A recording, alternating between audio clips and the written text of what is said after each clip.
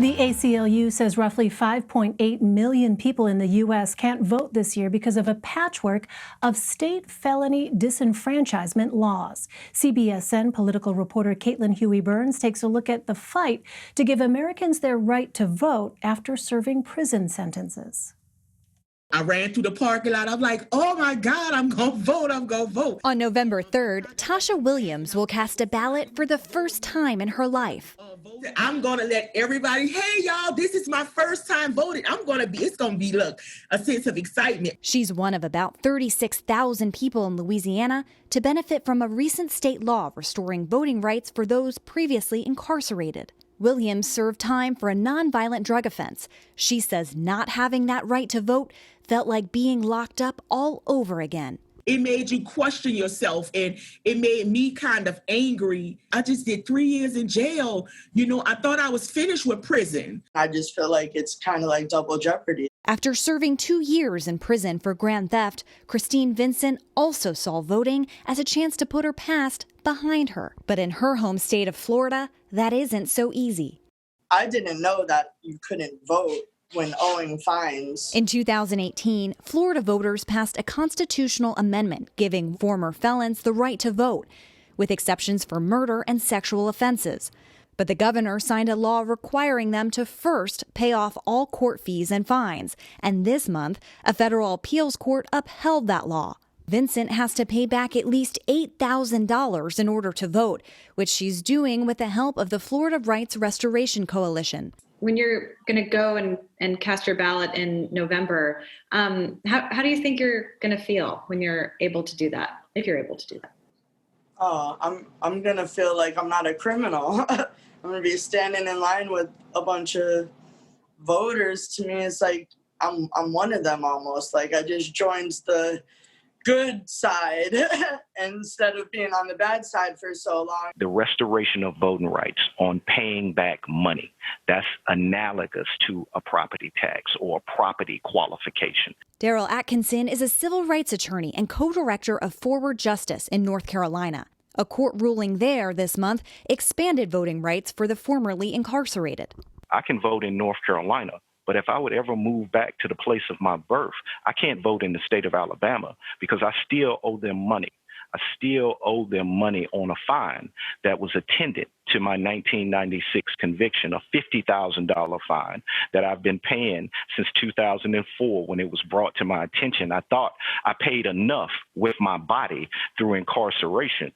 Currently, 8 states require action beyond the completion of a prison sentence in order to vote, such as wait times, intervention by the governor, or paying off fines. It's an absolute barrier for a lot of people. Jimmy Faisig is an attorney in Florida. In 1995, he was convicted of drug trafficking while in law school. He had the means to hire a lawyer to successfully petition the governor to restore his civil rights. The system should be about rehabilitating people that have committed crimes so that they can eventually become productive members of society. Right. So part of that reentrance into society is the ability to cast a ballot. Yes, it's exactly right. The ability to cast a ballot, but it's more than that. It's the ability to have a voice. That sentiment has started to transcend partisanship.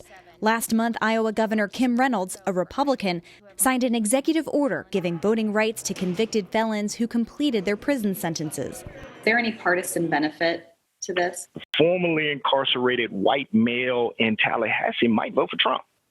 And you know what? That's perfectly fine for me. Because it isn't about, we aren't doing this for Democrats or Republicans.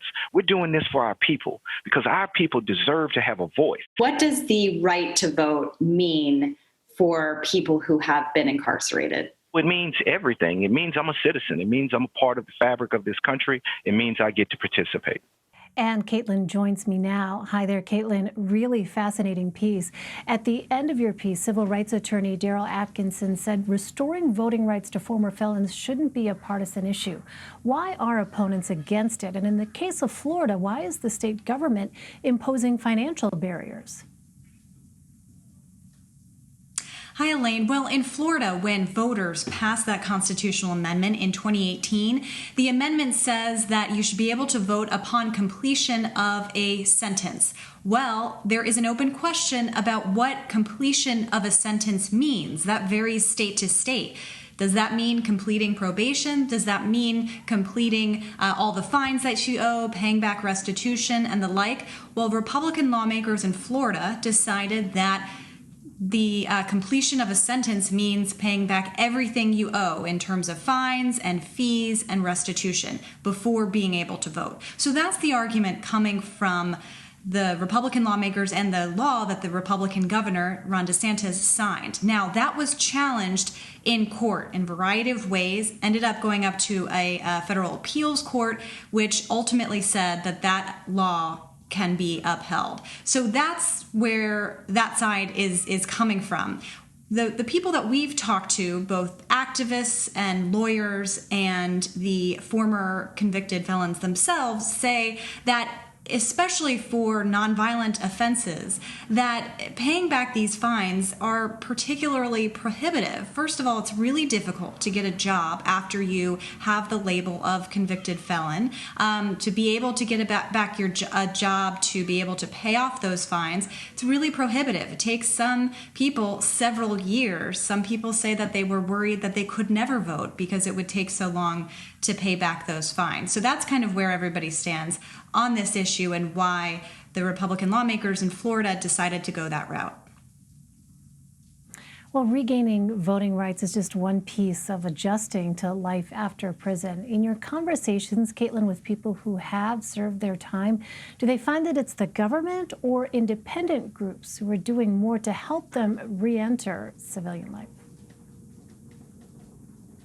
More so independent groups than the government. Take the case of Christine Vincent, who we mentioned, who served 2 years in prison. When she got out, she was paying back fines, but she actually didn't realize how much money she owed. And there's kind of an arcane process in Florida to try to figure out how much you actually owe. So she was contacted by that outside group that is paying fines. This group, the Florida Rights Restoration Coalition, was behind that amendment, a big supporter of that amendment to get that on the ballot in Florida in 2018. So they contacted her and said, look, this is how much you owe.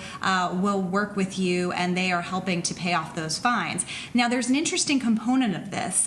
This week, Michael Bloomberg announced that he was going to spend money in Florida helping to pay off those fines. Well, the Attorney General in Florida says that that should be investigated because that would account for, in her view, or perhaps could account for, be the same as paying someone to vote. And so that's kind of underway there and something to kind of keep an eye on.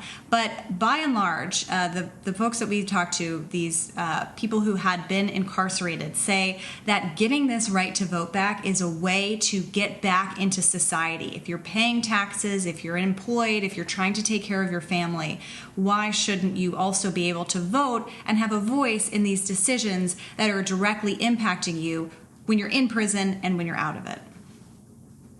Yeah, at a time when so many people are asking questions about the very nature of the criminal justice system in the United States, it's a really important issue. Caitlin Huey-Burns, thanks so much for sharing your reporting.